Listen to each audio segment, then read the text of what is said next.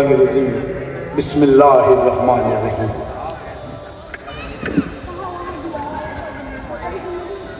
औज़ु बिल्लाहि मिनश शैतानिर्रजीम बिस्मिल्लाहिर्रहमानिर्रहीम।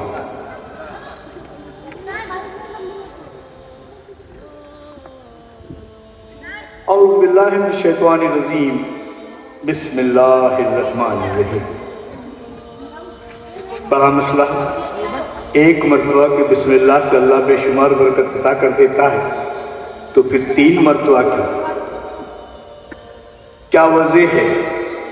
एक वक्त में बिस्मिल्लाह को 3 मरतबा करना। ये मैं गौश पाक रज़ियल्लाहु अन्हु की सुन्नत अदा किया करता हूँ। सुभान अल्लाह, सुभान अल्लाह। गौश पाक रज़ियल्लाहु अन्हु किसी महफिल में जब जलवा फरोज हुआ करते थे तो आप 3 बार बिस्मिल्लाह किया करते थे। जाहिर तमाम इंसान मौजूद हुआ करते थे। जैसे ही पहला बिस्मिल्लाह आप किया करते थे, तमाम बुजुर्गान दीन जो इस दुनिया से रुखसत हो चुके हैं, जा चुके हैं, गौश पाक की महफिल में शरीक होने के लिए फटाफट सब तैयार हुआ करते थे। और तीसरा बिस्मिल्लाह आप मुकम्मल करें, रुक के करते थे। तो आप तमाम सारे जहां के बुजुर्गान दीन आपकी महफिल में शरीक हो जाए। ये रुतबा है। इसीलिए किसी ने कहा गौश पाक और बेशक गौश पाक है। देख लो उनका मामला एक छोटा सा कि बिस्मिल्लाह के माने उन्होंने बताया और 3 बार उन्होंने क्यों बताया कि देखो इससे ये। हम लोग आज तमाम ये मामला देख रहे हैं मुसलमानों का कि आज देखो आप टीवी खोलते हो, फला जगह जंग हो रही है, टिका जगह जंग हो रही है, ऐसा हो रहा है, वैसा हो रहा है। हम लोग रोज डेली देख रहे हैं और देखते देखते इतना आदी हो गए कि अब तो हम उनके बारे में सोचते भी नहीं। क्या इस्लाम ऐसे फैला है? नहीं, इस्लाम ऐसे नहीं फैला। इस्लाम के लिए कुर्बानियां हैं, आज भी हैं। मुझे बड़ा अफसोस के साथ ये कहना पड़ता है। देखो हम लोग OIC की मीटिंग वगैरह देखते हैं, 57 मुल्क हैं। कितने? 57 मुल्क हैं। क्या फिलिस्तीन के मामले में एक भी मुल्क जिंदा है? आप लोग ही बताओ, बोलो भाई। एक मुल्क जिंदा है जिसे हम तुम मानते ही नहीं हैं, और ये कहते हैं खारिज मुसलमान, कहते हैं कि खारिज मुसलमान है, मुसलमानों के दर्जे से खारिज हैं। वाह वाह वाह। 56 मुल्क के सीने वालों, तुम्हारे सीने अपने भाइयों के लिए खुले नहीं। तुम कहने को तो सुन्नी हो, लेकिन बेदर्द सुन्नी हो, तुम्हारे सीने में दर्द नहीं है।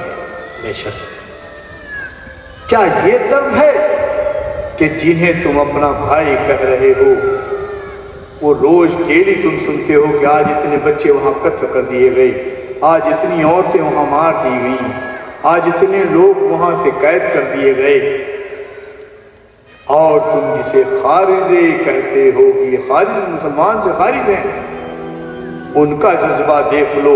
ईरान से लेके और लहो तक अगर असलहे के साथ लड़ते हुए अगर तुम्हें कोई नजर आ रहे हैं, तो तुम जिन्हें खारिजे मुसलमान कहते हो वो ही है।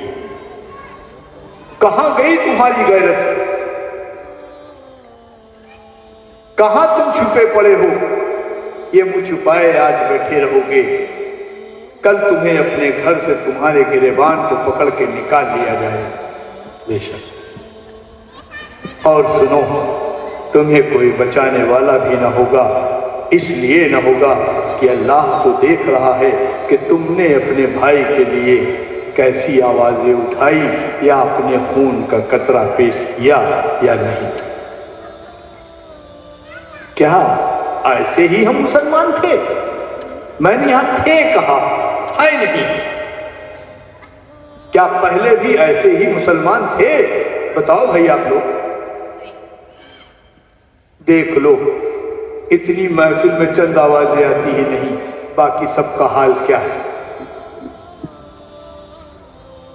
बैठे रहो गफलत में, खोए रहो अपने कारोबार में। एक दिन वो आएगा। जो इकबाल हाली बहुत पहले ये कह के चले गए। इकबाल हाली ने क्या कहा था मालूम? ऐ मुसलमानों, ऐ मुसलमानों, न समझोगे तो मिट जाओगे कि एक दिन तुम्हारी दास्तान तक न होगी दास्तानों में। क्या गलत था? क्या आज तुम्हारा इतिहास मिटाया नहीं जा रहा? क्या आज तुम्हारा इतिहास स्कूल के पन्नों से निकाल के फेंका नहीं जा रहा? क्या कर रहे हो तुम? खैर, वो तो इतिहास है, भूल गए होगे। फिलिस्तीन तुम्हारे सामने जिंदा इतिहास है, जो तुम अपनी नजरों से रोक देखते हो। उसके बावजूद भी तुम जूं तक नहीं रेंगती तुम्हारे कंधों पे, कानों पे।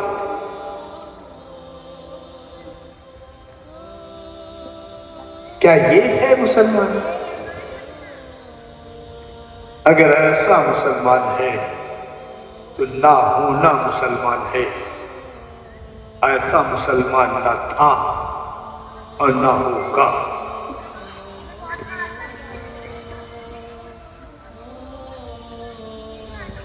मैं तुम्हें खूब जाहो जलाल की तकरीर कर दूं, इंशाअल्लाह माशाअल्लाह सुभान अल्लाह का ढेर लगा दूं, लेकिन वो इंशाअल्लाह माशाअल्लाह सुभान अल्लाह जुबान से तो अदा हो रहा हो, लेकिन तुम्हारे कल्ब तक पहुंच ना रहा हो, तुम्हारे कल्ब पे उसकी परछाइयां ठंडक न दे रही हों, तो वो बेकार है, यानी बेमाना है। मेरी जुबान में वो असर नहीं किसी काम का। मेरे दोस्त, मेरे भाई, हम सब कुछ नहीं कर सकते ऐसा तुम्हें लगता है। फिलिस्तीन बहुत दूर है ऐसा तुम्हें लगता है। कमाल है, अगर ऐसा ही है सलाउद्दीन अय्यूबी को देख लो। लेकिन उसके साथ साथ एक चीज और देख लेना, बैतुल मुकद्दस जहां आज ये जंग हो रही है, जहां आज भी मुसलमान कत्लेआम किया जा रहा है, ये उस जमाने में भी था। बैतुल मुकद्दस के लिए फतह करने के लिए जब सलाउद्दीन अय्यूबी निकले तो 13 मुसलमान मुल्कों ने सलाउद्दीन अय्यूबी को अपने यहां से जाने न दिया। और कहा नहीं साहब, हम आपको अपने देश से होकर जाने नहीं देंगे। क्या सलाउद्दीन अय्यूबी अपनी कोई जायदाद बढ़ाने के लिए जा रहे थे? क्या सलाउद्दीन अय्यूबी एक राजपाट को हड़पने के लिए जा रहे थे? जवाब है नहीं।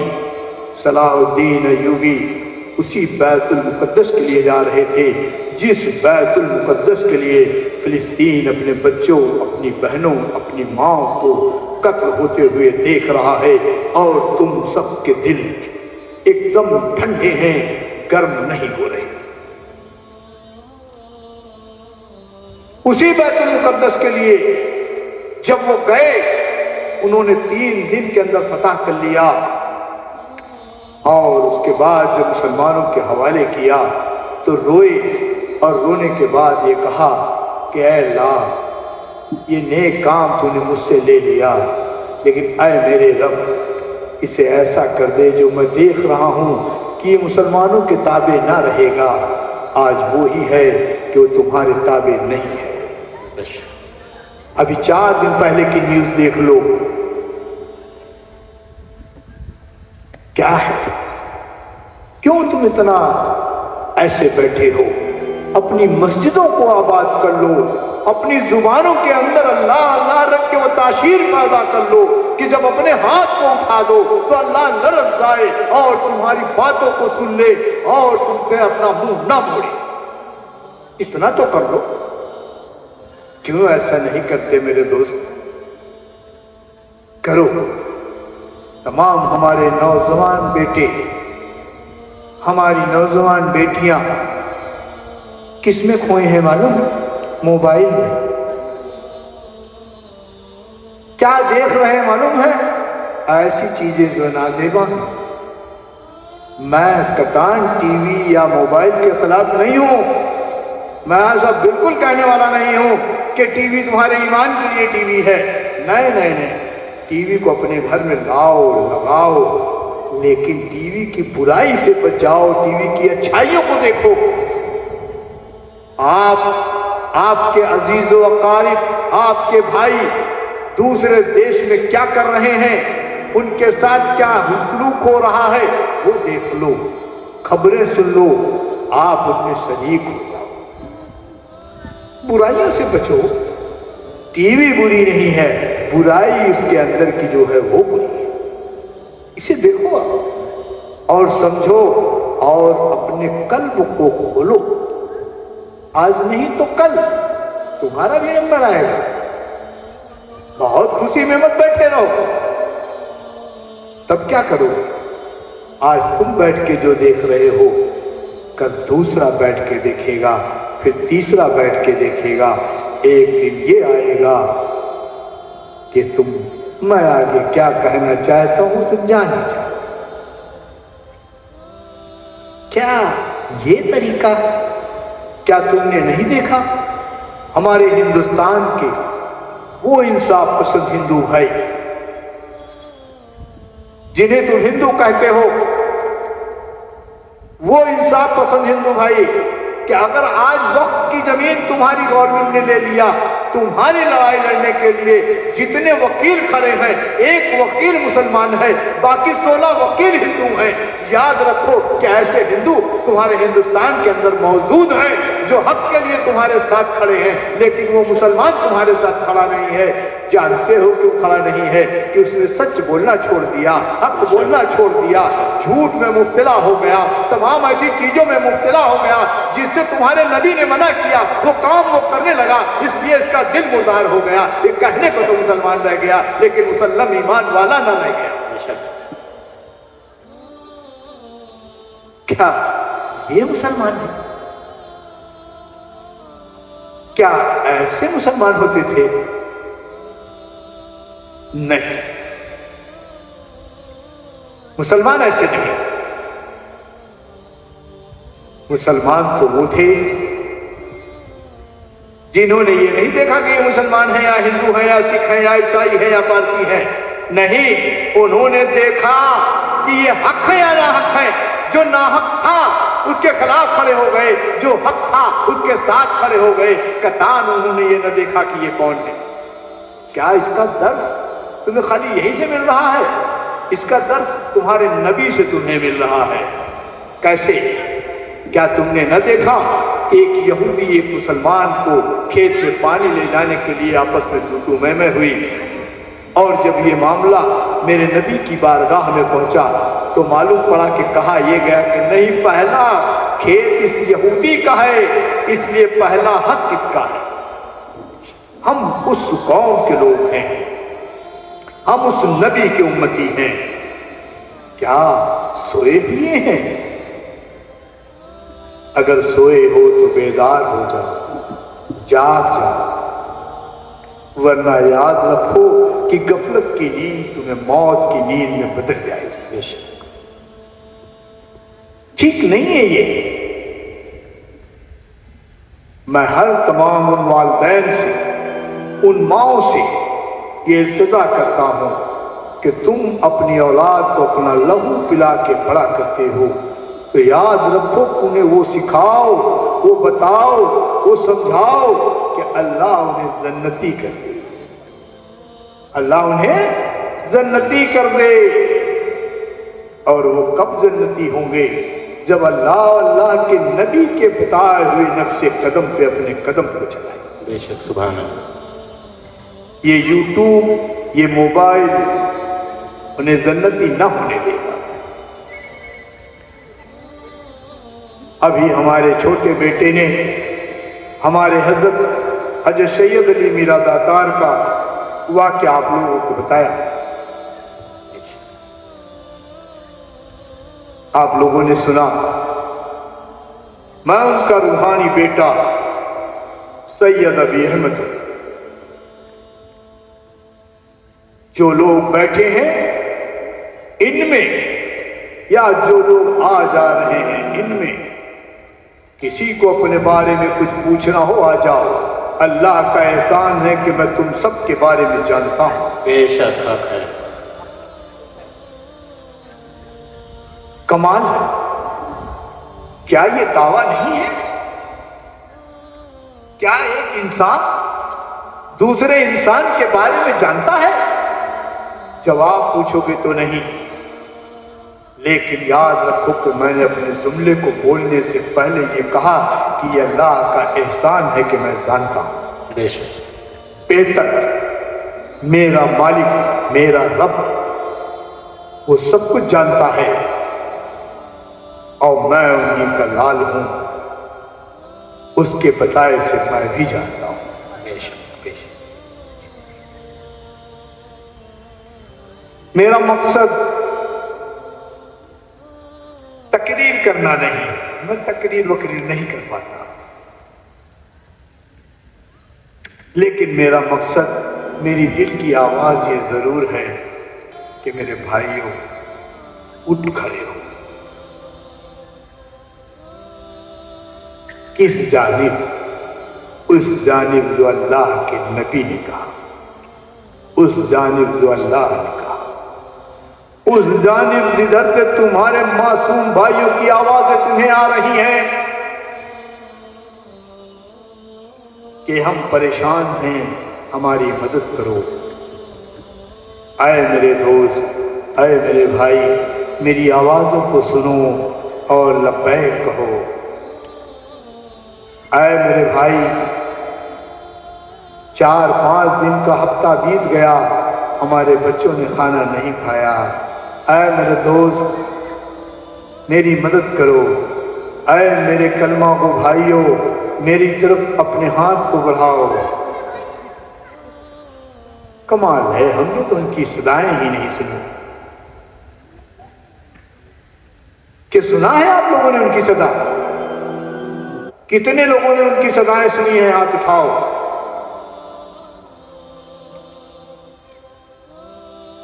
देखो, सामने ही पूछ रहा हूं कि कितने लोगों ने सदाएं सुनी है? हाथ उठाओ। एक भी हाथ उठा नहीं? उठा। और सुनी सबने, सुनी सबने। मैं उस ताकत का जिक्र नहीं कर रहा जो अज़ गैब से तुम्हें सुनाई पड़ती है। मैं उस ताकत का जिक्र नहीं कर रहा जो अज़ गैब से तुम्हें सुनाई पड़ती है। मैं तमाम तुम्हारे घर के अंदर लगे हुए उन टीवियों की आवाज की बात कर रहा हूं जिसमें तुमने इन मजलूमों की बातों को सुना है, इन मजलूमों की चीखों को सुना है, इनके बारे में देखा है अपनी आंखों से। लेकिन फिर भी देख लो, क्या कोई हाथ उठा पाया? नहीं उठा पाया। जानते हो क्यों? कि वाकई हम हाथ उठाएं तो कैसे? आंखें शर्मिंदा हैं हमारी, दिल हमारे सर से झुके हुए हैं। अभी मैं एक चीज और पूछना चाहता हूं, कसम खा के बताना। और अगर तुम कसम खा के नहीं पूछोगे, नहीं बताओगे, तो मैं कसम खिला के तुमसे पूछूंगा। बताओ, इनमें से कितने लोगों ने अपने पेशानी को झुका के अपने रब से उनके लिए दुआएं की? गिनती गिन लो,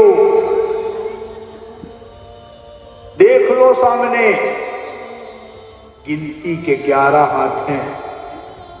कितने? देख लो, क्या महफिल में 11 ही लोग हैं? इस आलम पे हम पहुंच चुके हैं। हमारा तौर तरीका ऐसा हो गया है, हमें कुछ पड़ी ही नहीं है।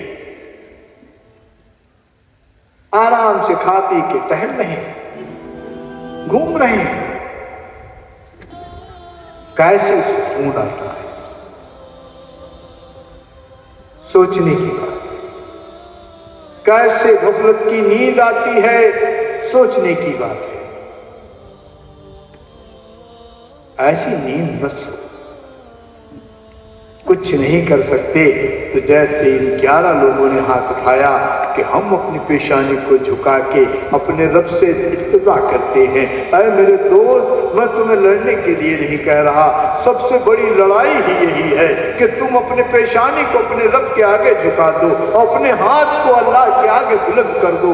याद रखो कि मुसलमानों का ये मामला रहा है कि उन्होंने अपने हाथ को अगर उठा दिया है तो खुदा ने उस हाथ को कभी खाली न किया। कम से कम ऐसे ही दुआ मांगने वाले बन जाओ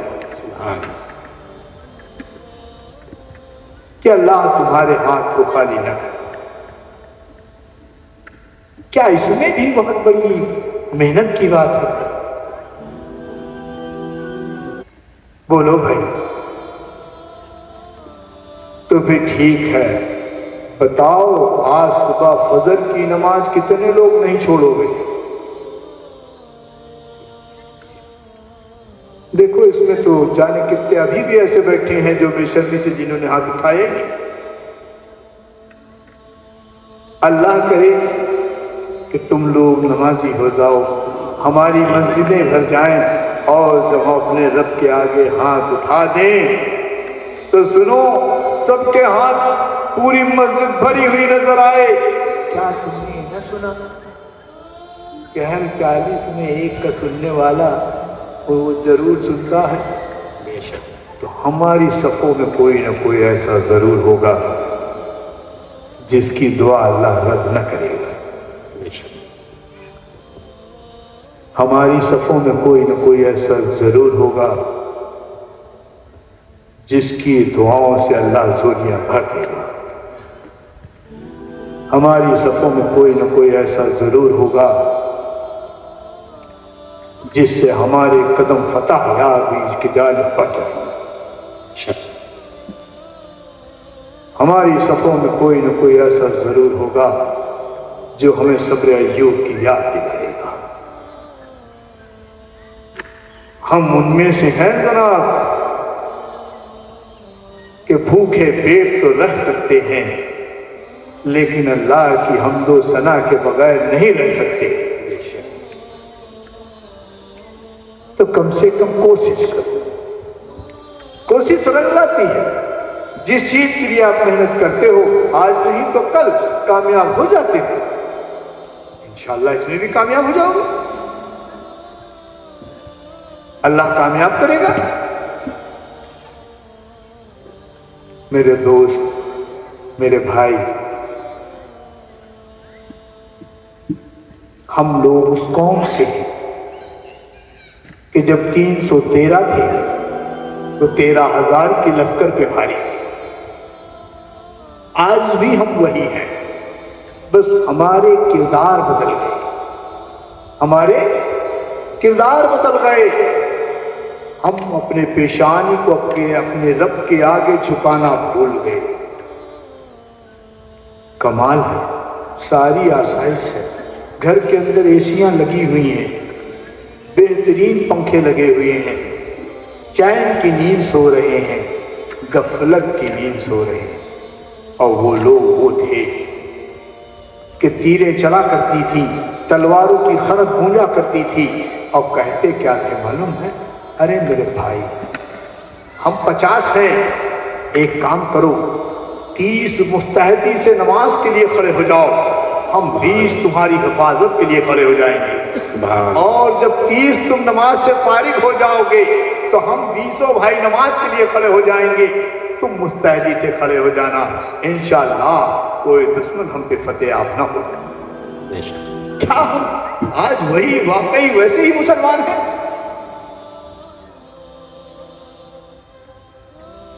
अगर वैसे मुसलमान होते तो हम फतेहयाब होते। क्या तुमने न देखा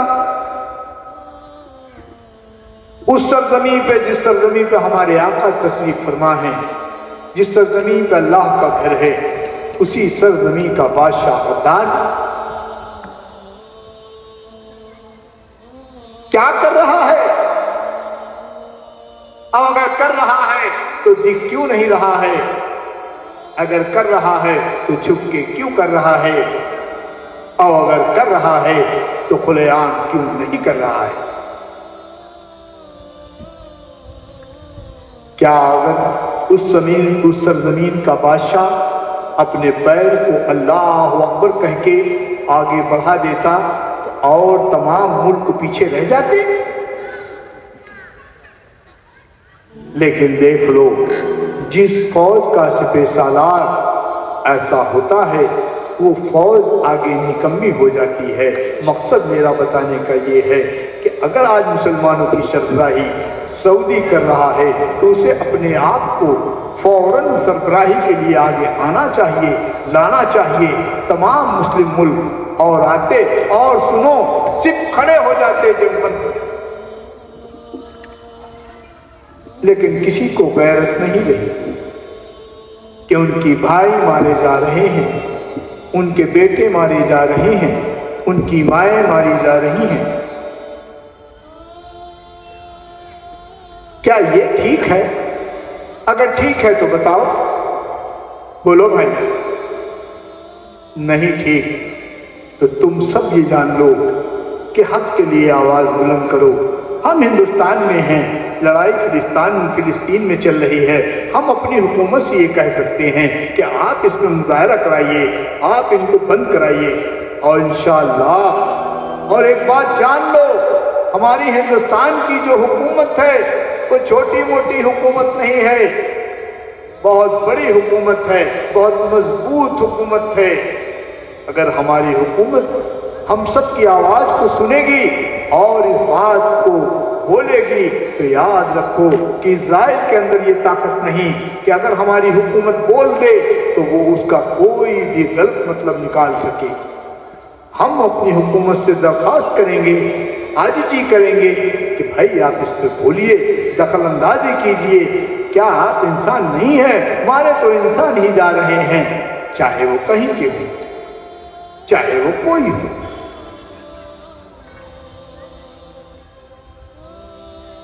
अगर वो ये कहें तो मैं उनको मिसाल सामरी से दूंगा, सनातन धर्म से दूंगा कि सनातन धर्म ने कभी ये पसंद ना किया। उन्होंने हमेशा नाहक का साथ न दिया, हक का साथ दिया और नाहक के खिलाफ खड़े हुए। कमाल है। तो मेरे और तमाम सनातनी भाई जो हैं वो आज इस बात के लिए क्यों नहीं खड़े हो रहे?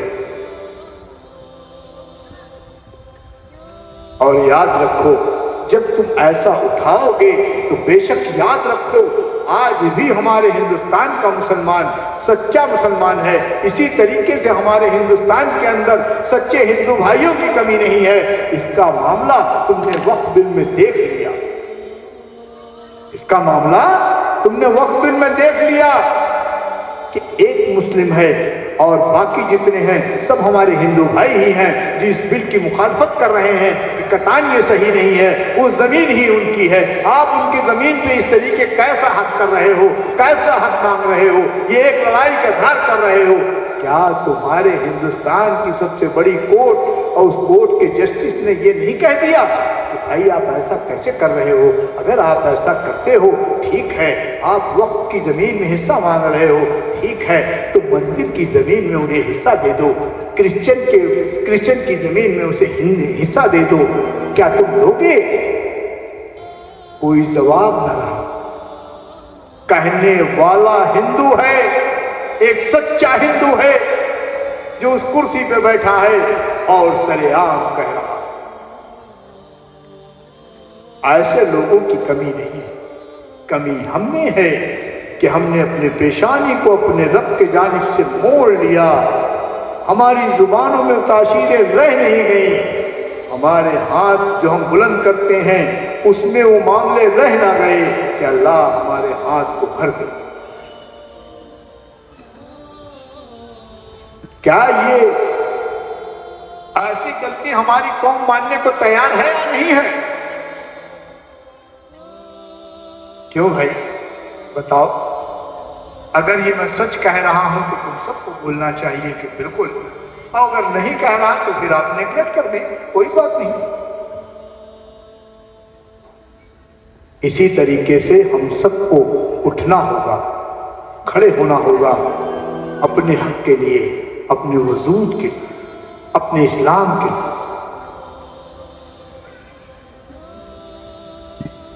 तो क्या हम लोग ये आज अपने अपने दिल में अहद करते हैं कि इंशाअल्लाह हम हक की आवाज को जरूर बुलंद करेंगे?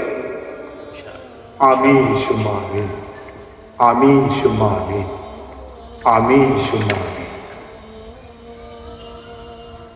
देखो, मैं बहुत ज्यादा बोल नहीं पाता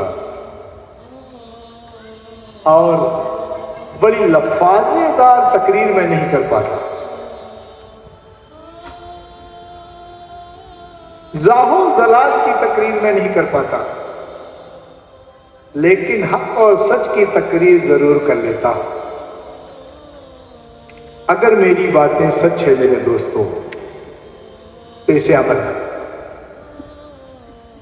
नहीं है तो जो कर रहे हो ठीक करो, आज नहीं तो कल। एक कहावत है कि बकरा के माई कै दिन खैर मनाई, एक दिन तो छुरी के नीचे आई। आज नहीं तो कल। मत मानो, खुद जान जाओ, सीख जाओ, और उस वक्त का सीखना तुम्हारे काम नहीं। हक और सच के लिए खड़े हो जाओ, बोलो। इंशाअल्लाह तुम्हारा बोलना रंग लाए। तुम वक्त के बिल के लिए खड़े हो गए, क्या रंग नहीं लाया? क्या तुम्हारे ऊपर जो कानून थोपा जा रहा था, क्या उस कानून के लिए तुम लोगों ने मुजाहिरे किए, क्या सही नहीं हुआ? ये आवाज तो उठाओ, आप अपने घरों से अपने कदम को बाहर तो करो, आप लब्बैक तो कहो। करने वाला खुदा, तुम अपने काम को करो, उसका काम वो खुद कर देगा। मैं बहुत ज्यादा नहीं बोलना चाह रहा, इसी के साथ ये गुफ्तगू यहीं पे मुकम्मल करता हूं। मेरे बोलने में हमारे किसी भाई को यहाँ बैठे हुए या दूर दराज किसी भाई को, ख्वाह हिंदू भाई हो या मुसलमान, किसी को भी बुरा लगा हो तो मैं तहे दिल से माफी मांगता हूं, तहे दिल से। लेकिन ये है, ऐ मेरे दोस्तों, हक के लिए खड़े हो जाओ, खड़े हो जाओ, खड़े हो जाओ।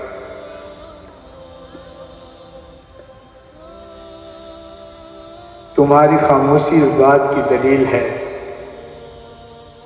कि मेरी बातें तुम्हारे दिल में पेवस्त हो रही हैं। ये एक अलग बात है कि तुम्हारी कुव्वत बोलने की है या नहीं, तुम बोल पाओगे या नहीं, अपने घर से तुम अपने कदम को निकालोगे या नहीं, ये मैं नहीं जानता। लेकिन ये मैं जानता हूं कि मेरी बातों को जब तुम सोचोगे और तुम्हारे कदम हक जानिब चलने से लड़खड़ाएंगे तो मेरी बातें तुम्हें जरूर याद आएंगी, जरूर याद आएंगी। इसे तुम भुला नहीं सकते, इसे तुम अपने दिल से चाह के निकाल नहीं सकते।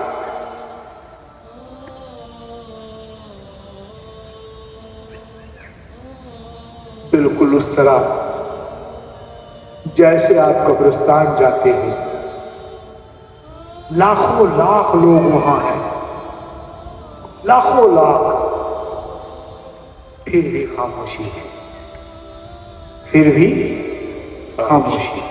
किसी ने सच कहा है कि मुझे सोने भी नहीं देते, मुझे सोने भी नहीं देते ये शहर खामोशा के लोग।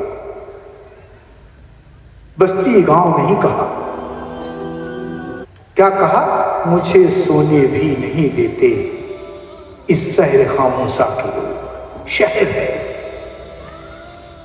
देखने में एक छोटी सी कब्रिस्तान है, लेकिन पूरा पूरा शहर बसा हुआ है। तो वो शहर खामोशा के लोग भी तुमसे अपनी बातों को कहेंगे कि मेरे दोस्त, मेरे भाई, मेरे अब्बा, मेरे दादा, मैं तो न था, तुम तो थे, तुमने क्या किया? क्या जवाब दोगे? क्या कहोगे? कैसे कहोगे? क्या तुम्हारे सर बुलंद होंगे? नहीं, झुके हुए होंगे, सहमे हुए होंगे, डरे हुए होंगे। और याद रखो, एक मुसल्लम ईमान वाला सिवाय खुदा के, उनके नबी के, उनके रसूल के, उनके पैगंबर के अलावा किसी से डरता नहीं। बेशक किसी से नहीं डरता, क्योंकि वो जानता है कि हम यहां हमेशा रहने नहीं आए। हम एक दिन इस दुनिया को पूछ कर देंगे, छोड़ देंगे, तो हम क्यों ना जाम शहादत देंगे। क्या तुमने न देखा जिसे तुम मौला मुश्किल कुशा कहते हो, हमेशा दुआ मांगा करते थे कि ऐ अल्लाह मुझे ऐसे मौत न देना, ऐ मेरे रब मुझ पर रहम करना, मुझे ऐसे मौत न देना, मुझे मौत शहीदों की देना। देखो,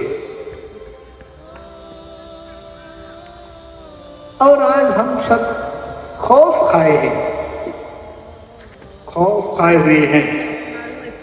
क्या ये खौफ तुम्हारे ऊपर जेबा देती है? नहीं जेबा देती।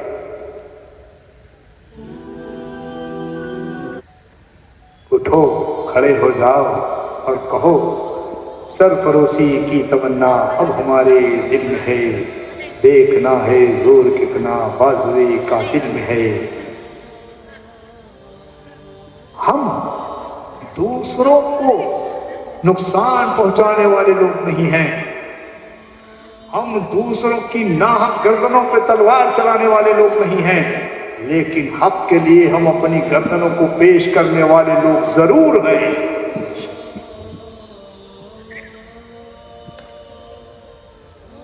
जब तुम्हारे घर से ये सदा आएगी तो याद रखो कि बस्ती की बस्ती बेदार हो जाएगी, और जब बेदार हो जाएगी तो किसी के बस की नहीं कि इस आंधी को रोक ले। ये तुम्हारी किताबें बता रही हैं, पढ़ो उन किताबों को कि सुरखरू होता है इंसान ठोकरे खाने के बाद, है ना रंग लाती है पत्थर पर गिर जाने के बाद। अपने महीने चेक करो, अपने साल चेक करो। तुम्हारा पहला महीना जो आता है वो जनवरी नहीं है, तुम्हारा पहला महीना मुहर्रम है। उस वक्त भी हम लोगों ने खून अपनी गर्दनों को दे के पेश किया। हमारा लास्ट महीना जो है वो बकरा ईद है। यहाँ भी हम खराज यकीदत अपने जानवरों के खून को दे के ही करते हैं। तो जिसका महीना खून से शुरू हुआ, जिसका हैंड खून पे है, कमाल है कि वही कौम खून से भाग रही है। क्या ये है वो कौम? नहीं। लेकिन फिर कह रहा हूं, हम लोगों ने नाहक किसी पे जुल्म न किया, और जुल्म से घबरा के हम भागे भी नहीं। हम नाहक किसी की गर्दन नहीं चाहते, लेकिन हक के लिए हम अपनी गर्दनों को कटाने का जज्बा रखते हैं।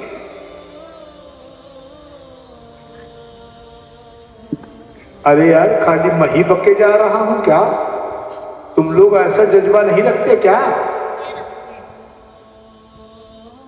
देखो, एक ही बुलंद आवाज आई, वो भी एकदम छोटे से बच्चे की, और बड़ी बुलंद आवाज थी जो यहां तक आई के रखते हैं सब। कमाल है, बड़े बड़े फारसा, बड़े बड़े सीने के चौड़े वाले, उनकी तो आवाज उनके सीनों से निकली ही नहीं।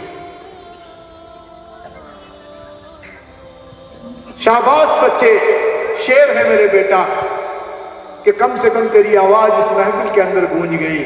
लब्बैक है तेरी आवाज पे मेरे राजा।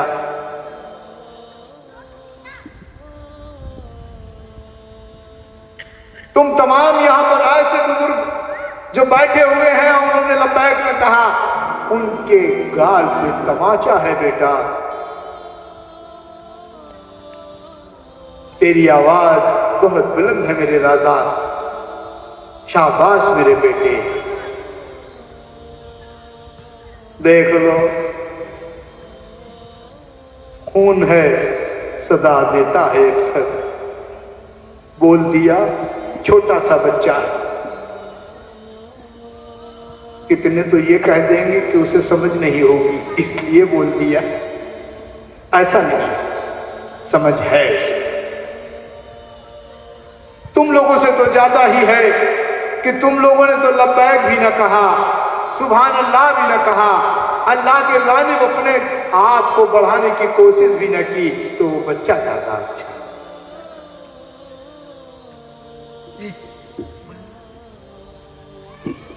क्या यहां पर मैं गलत कह रहा हूं क्या भाई नौजवानों?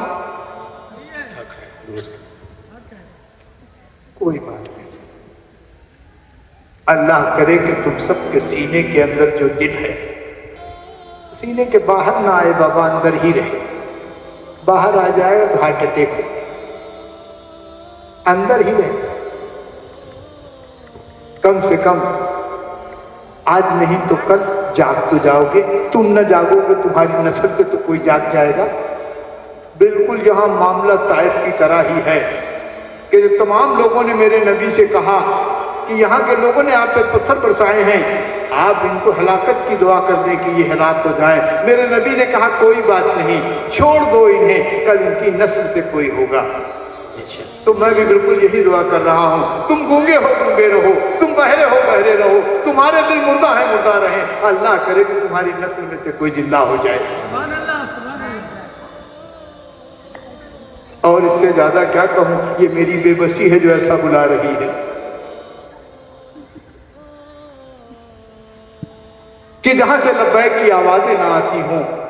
मेरे कान इस बात को नहीं सुन पा रहे। एक छोटा सा बच्चा बुलंद होकर सदा देता है तो वो बच्चा ही बेहतर है उन तमाम लोगों से जिनके मुंह हक के लिए खुले ही ना।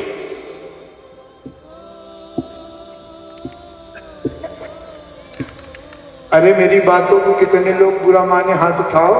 कोई बुरा नहीं मानेगा, मैं जानता हूं हाथ नहीं उठाएंगे। अपना नाम बुराई में क्यों लिखाएंगे? कभी नहीं लिखाएंगे। अरे साहब, जब इन्होंने दरूद के नाम पे हाथ नहीं उठाया तो बुराई के नाम पे हाथ उठा लेंगे? कोई सवाल ही नहीं था।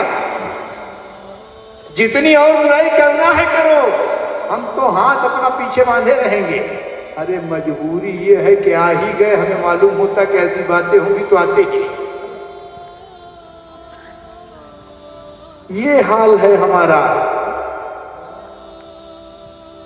कमाल है, अल्लाह की बातों को सुनने नहीं आए, मेरे नबी के जिक्र को सुनने नहीं आए। अरे यार, इतना कर लेते कि अल्लाह के रसूल के घराने वालों को देखने ही आ जाते। सुभान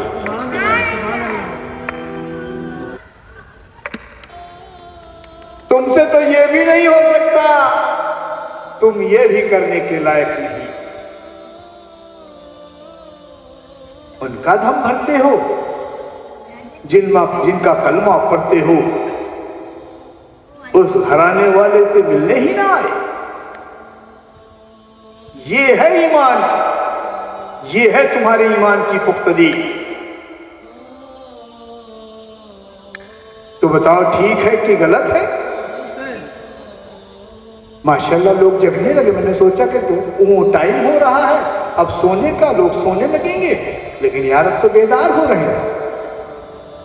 अच्छा, मैंने पहले ही उसका जिक्र कर दिया था मेहंदी का, मुझे अब जिक्र करना चाहिए था, अब बोलना चाहिए था कि सुरखरू होता है इंसान ठोकरे खाने के बाद, है ना, रंग लाती है पत्थर पे गिर जाने के बाद। तो शायद मेरी बातों को, झकझोरी हुई बातों को सुन सुन के जग गए। चलो, अभी भी मुझे खुशी है कि कम से कम तुम्हारी नींदें टूट जाए।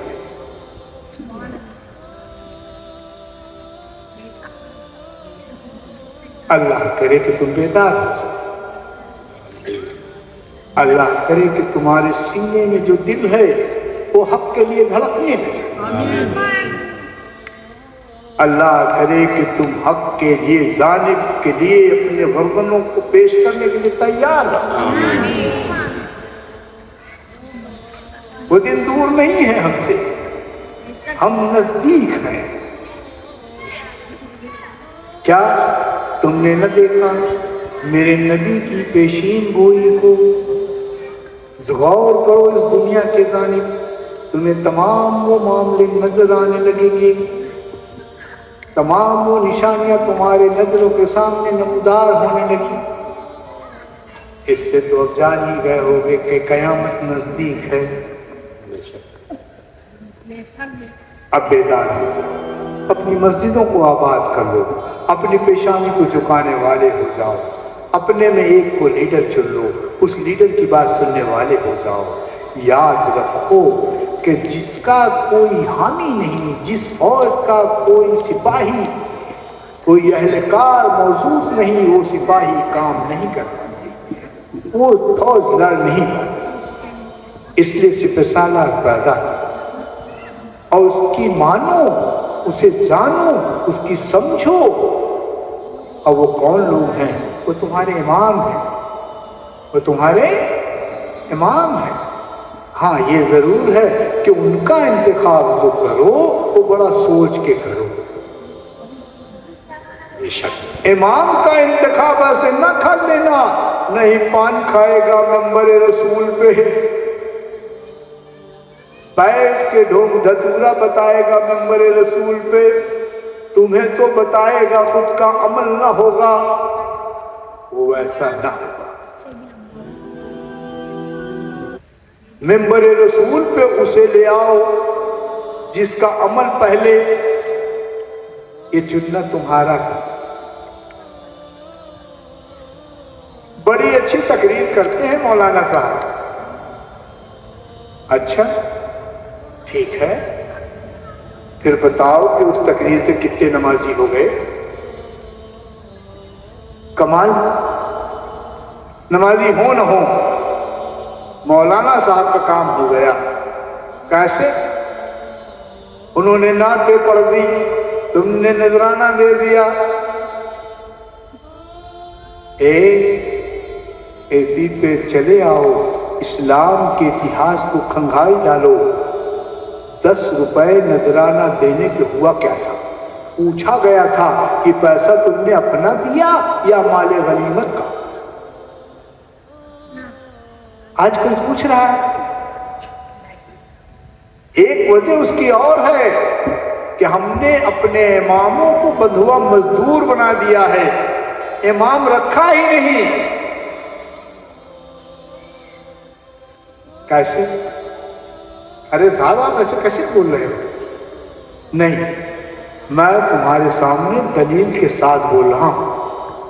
अरे भाई, एक मस्जिद के अंदर कम से कम 11-12 लोग होते हैं, ट्रस्ट होती है, 13 लोग या 11 लोग, ऐसे ट्रस्ट ऐसी होती है ना जी। अरे ठीक है, कहां दूर तक जाते हो साहब, आप खुद ही अजमा लो कि जो 11 लोग हैं वो बाशरम है या बेशरम?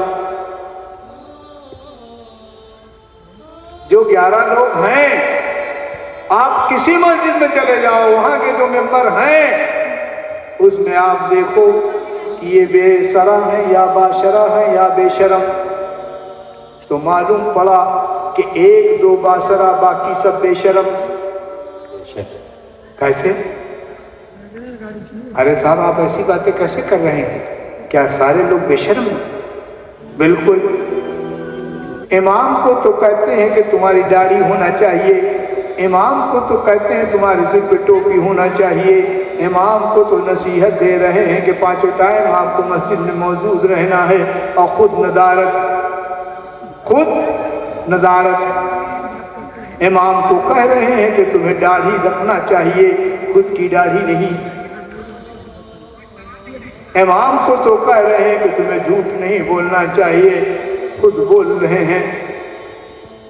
इमाम को नसीहत देते नजर आ रहे हैं, खुद का अमल बेहतर नहीं। तो मैं कैसे कह दूं? इसीलिए मैं कहता हूं कि चंद लोग बाशराब, बाकी बेशरम। क्या ये हुकूमत नहीं चल रही? क्या मस्जिदों में ऐसा नहीं है? तमाम लोगों का ये फर्ज बनता है कि आवाजें उठाओ और उन्हें दुरुस्त करो। खाली इमाम की चूड़ी टाइट करने पे ना लगे रहो, उनकी चूड़ी भी टाइट करो जो इमाम की चूड़ी टाइट कर रहे हैं और अपनी ढीली छोड़ रहे हैं। ये तुम्हारा काम है, क्योंकि तुम्हारे मस्जिद की, मोहल्ले की मस्जिद है, कल जवाब तुम्हें देना पड़ेगा। बचोगे नहीं? अरे साहब, हम कहाँ नहीं बचेंगे, हम तो पहले से ही बचे हैं। कैसे?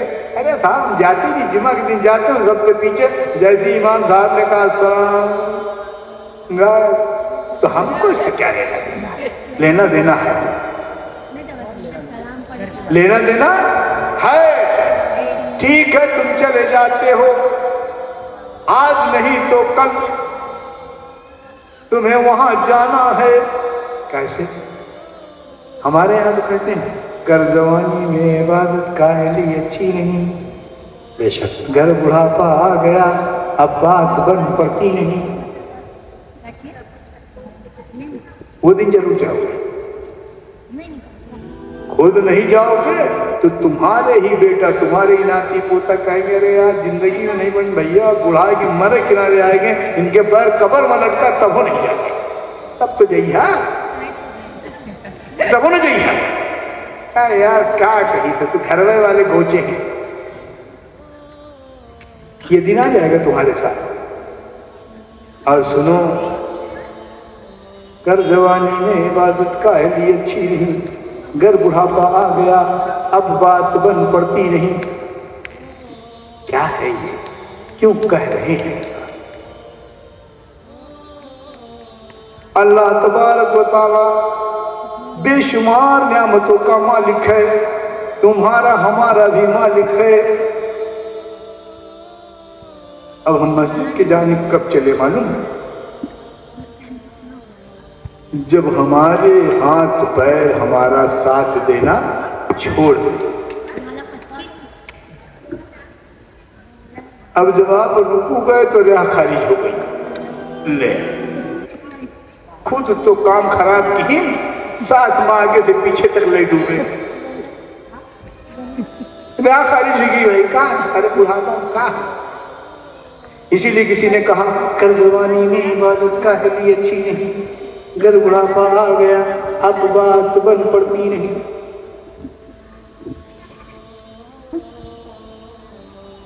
मत करो ऐसा, मत करो। अपने घर को भी आबाद करो ताकि तुम्हारा बच्चा जो है वो तुम्हें देख रहा है।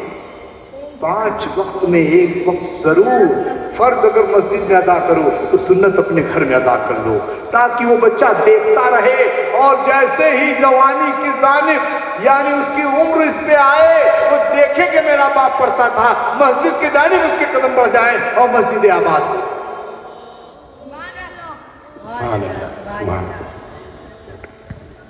ऐसे करो, नहीं तो पाद मारोगे मस्जिद में।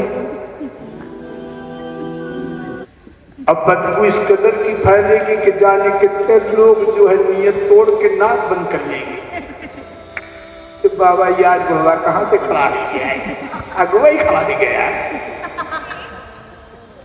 ठीक नहीं है, बिल्कुल ठीक नहीं है। और सुनो, कर जवानी में इबादत काहली अच्छी नहीं, घर बुढ़ापा आ गया अब बात बन पड़ती नहीं। अगर तुमने इबादत उस वक्त की जब तुम खूब बेहतर थे, बढ़िया थे, तो याद रखो उस वक्त पे जब आ गए तो अल्लाह तुम्हें उसका उज्र जरूर देगा कि जवानी से ऐसा करते चला आ रहा है, अब इसकी मजबूरी है, लिहाजा इसको पास करो। बेशक। और जब पहले से देखे बाबा ये गैर हाजिर रहता है, क्या सकते भगा न करो ऐसे करने से